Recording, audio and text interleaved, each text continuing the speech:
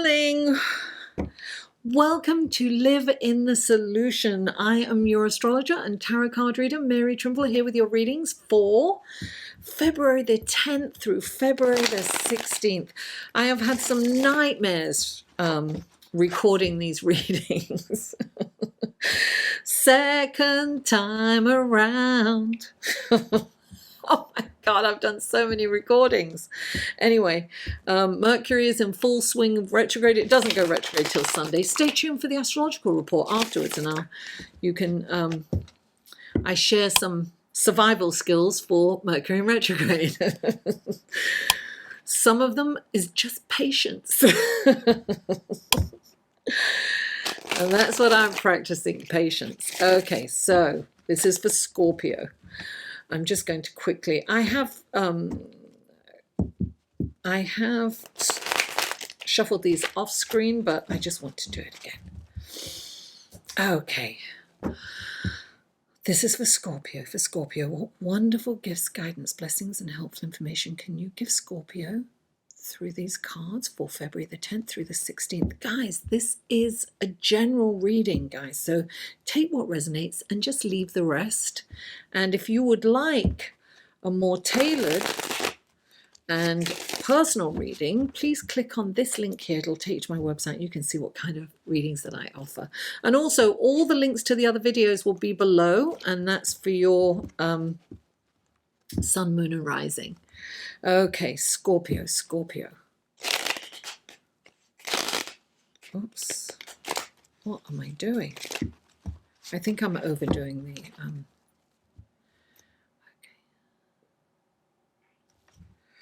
3 cards for... Oh, there's 1. 2 more cards. Oh, there's 2. Okay. 1, 2, and 1 more card for Scorpio. There you go. I think that's 2 more cards. Is it 2? Yes, it is. Oh my goodness. Oh, you really have to look at your sun, moon, and rising. There's major crossover here, like unbelievable. Yes, unbelievable. I see major change in your life, Scorpio. Okay, these are clarifying cards for Scorpio. What wonderful gifts, guidance, blessings, and helpful information can you give Scorpio through these clarifying cards? 1 more shuffle for February the 10th through the 16th. Okay, I have to do 1 more. I don't know why I'm being asked to do 1 more. I'm being guided to do 1 more shuffle, darling. Okay, that's it. All right. Please clarify. There it is. Please clarify the 2. Oh, there it is. Oh, lovely. And please clarify Tower and the Knight of... There it is. Oh, interesting. Okay. Definite crossover here, guys. Okay, so the first card out for you, Scorpio, is your card. Look, it's the Death card. This is death and rebirth. It's like Pluto, right? It's like Scorpio. This is... Look, when the Death card comes in, it is always about rebirth. It's about the death of the old you and the rebirth of someone completely different. So your experiences in life have brought you to a point where you are no longer the person you used to be. It's almost like a spiritual awakening. When the Death card comes in, I always think of, there's so much passion there. Look, I always think of that as Mars, you know, the red. And Mars is also the co-ruler of your sign. Now, what I would say about this card is that sometimes you're in the hallway when the Death card comes in, and you haven't completely closed the door behind you, and you're waiting for the door to open in front of you. So this is saying, listen, close the door behind you. Just leave the past behind, go forward, reborn, different. Don't be in fear. Have the courage to open that door ahead of you and walk through it, because you are changed on a cellular level. This is an internal transformation, and you rule the house of transformation, by the way, Scorpio. You live in the house of transformation. So look, clarifying the Death card is the Justice card. And the Justice card is all about balance. It's all about fairness. It's all about doing the right thing for the right reasons. So when you make a decision, you have to think of the karmic effect, because this is karmic. This is actually Pluto and Saturn. So what is Pluto and Saturn doing in your sign, I wonder? What's it doing in your natal chart? Because this is something's happening with Pluto and Saturn in your natal chart. So if you know your sun, moon, and rising, check out your natal chart and see what Saturn and Pluto are doing, because this major conjunction in January, we're really feeling it. But I have a feeling that it's really kind of changing things for you in a major way. And you have the next card is the Two of Cups. I always think of this this is like the Lover's card, right? This is about seeing yourself in everyone else. It's about really reflecting you in others. It's about the oneness. It's about the love of everyone. There's no separation between you and I. And we are moving into the age of Aquarius, where we are more cognizant. It's about, the melding of the divine feminine and the divine masculine. We're coming out of thousands of years of patriarchal rule, right? And before that, there were many years of matriarchal rule, and now we're moving into patriarchal, and it's more balanced and more equal. So I'm feeling that this is all about balance and equality. And this is definitely about seeing yourself in others, treating others with kindness, with compassion, with love, with respect, what you want. Whatever you want to receive, you need to give out. I have a feeling that, your relationship is doing well. Everything else is kind of changing, but you've got this relationship that's doing well, and you've got, the happy ending. This is the Ten of Cups. This is all dreams and wishes come true. This is happy family. This is nirvana. I call this card nirvana, right? I have one tarot deck, and it's called the Happy Buddha, the Laughing Buddha, I think. I have to look at it. It's beautiful. So this to me is like everything is going well. Happy family. Look, there's a rainbow of gold chalices. Things are just looking amazing. So I feel at home, and your personal love life is doing well. Now, then you have the Tower. Right? And it's interesting, a lot of people will have the Tower and the Death card together, because that something has been taken away. You could have lost a job. You could have lost an apartment, a house. You could have lost someone that's kind of made your world go upside down. This is loss, right? But this is a kind of energy that needs to happen. It's like Uranus comes in and shakes things up, where everything was kind of just the status quo, and you need to have this come in to change your life. Maybe you've been kind of coasting for a while, and you need things shaken up, and you need change. And change is here. This is honestly, this year, 2020, this kind of transformation and change is happening to a lot of people. So look, I know the Tower doesn't feel great. I know it doesn't feel great. I've had the Tower myself several times. Doesn't feel good at all. However, this Tower needs to go, because it's going to clear the energy for you to bring something wonderful in its place.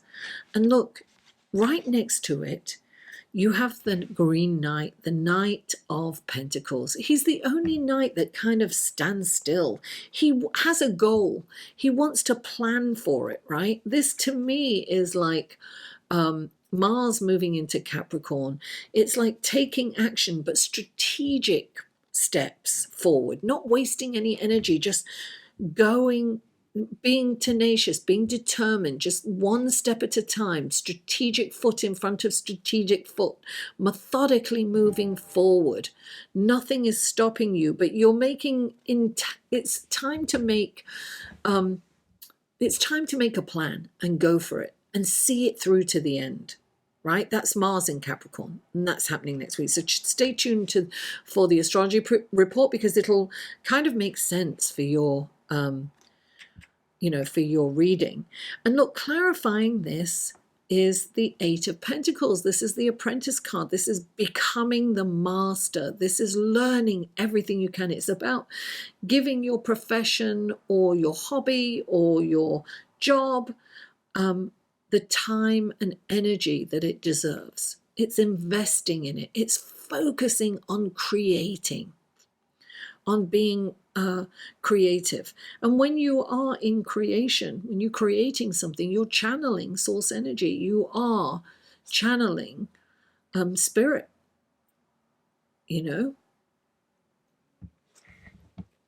Scorpio, thank you so much for tuning in. Please don't forget to like, share, comment, and subscribe. And stay tuned for the astrology report coming up next.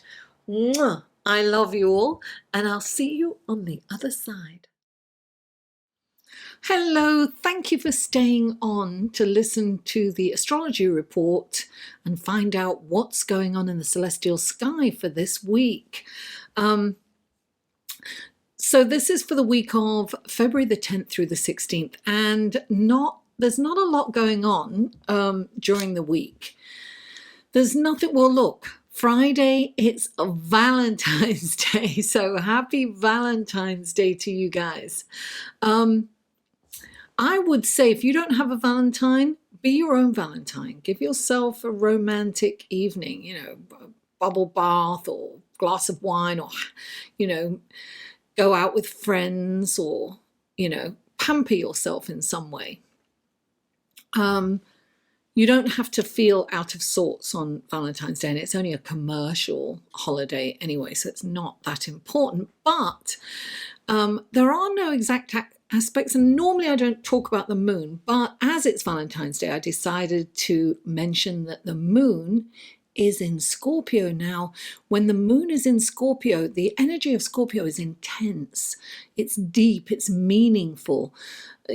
Scorpio doesn't have time for shallow friends. It's all about something's got to mean something. It's got to be deep and purposeful. So this is kind of it can be a very intense, romantic evening on Valentine's Day. Now, not only is the moon in Scorpio on Valentine's Day, it also interacts with 3 planets, the first of which is Uranus. The second is Mercury, and the third, closely following that, is Jupiter. Now, Uranus will kind of bring in that unexpected energy. It's the planet of sudden happenings. So plans can change in the flash of an eye. So expect the unexpected. Somebody could call up and cancel plans, or even show up without warning and make plans with you. So remember spontaneity. Remember that word. Be spontaneous. And listen, Mercury's the planet of communication. So, conversations will flow, it'll be flirty, and Jupiter's coming in. There's going to be an abundance of love, laughter, and joy. Now, I will say we are getting ready for Mercury to go retrograde. So we need to be very mindful and cognizant of the things that we say. Our conversations can be taken out of context, and that is not our intention. That may not be our intention, I should say. So we need to be really careful about that.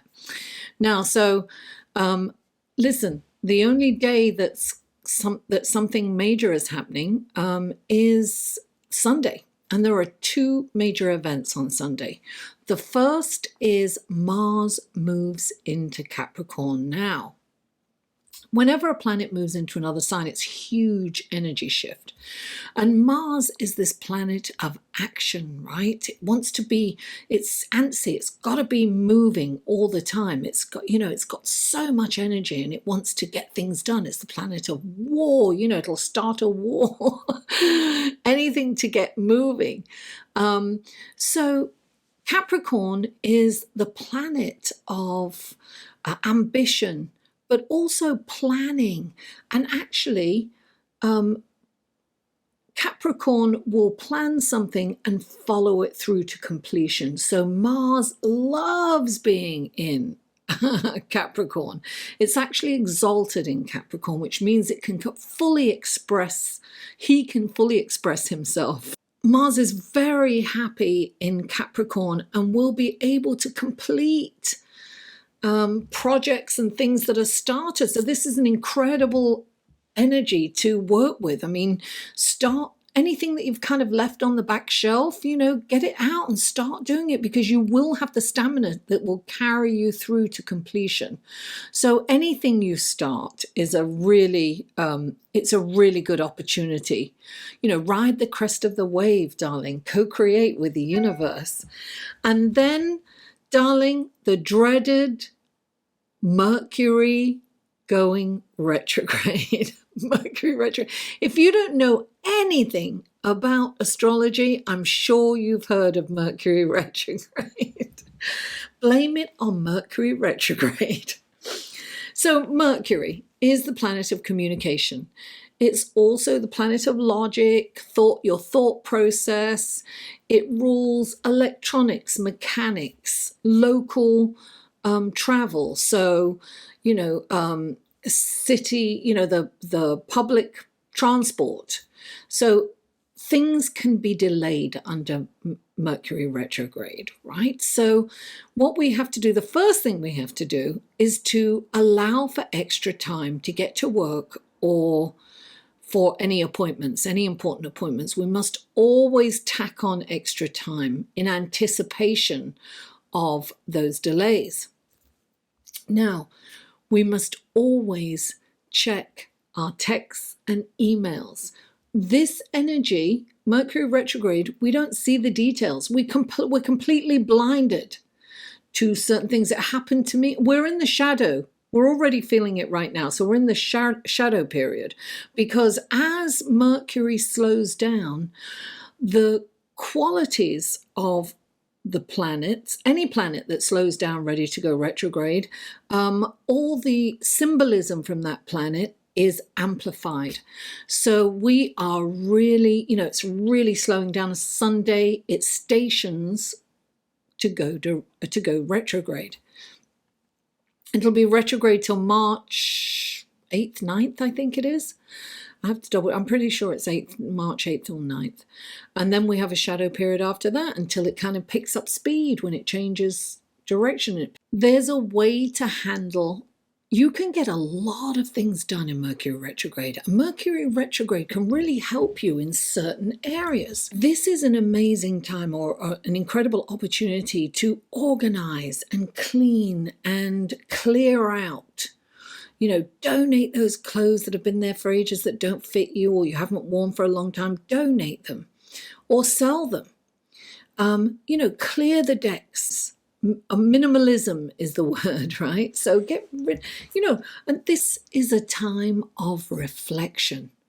So it's a perfect time to meditate. It's wonderful to sort things out in your house, to clear things out, to get rid of garbage or things that you don't, really just organize and chuck it out. This is a time to plan, but don't execute. So anything that you can do behind the scenes, anything you can prepare, perhaps if you're in a business, you might be developing a new program. That's perfect to do all that work and then launch it when at the new moon or when Mercury goes direct. So we can work with these energies. We'll miss words out, we'll say the wrong words. I mean, I'm going to apologize in advance for everything that I say wrong now because that happens. So listen, I just want to say I do have a Facebook group that's an astrology group, and it's a private group, and every 2 weeks I do a live feed in that group, and we look at the new moon and the full moon and how we receive it respectively every 2 weeks. So whomever shows up will look at their sign and we'll see which area of their lives they're receiving this energy and whatever else is going on. And then I also have my tarot cards on hand to answer questions. So it's a lovely group. It's filled with love.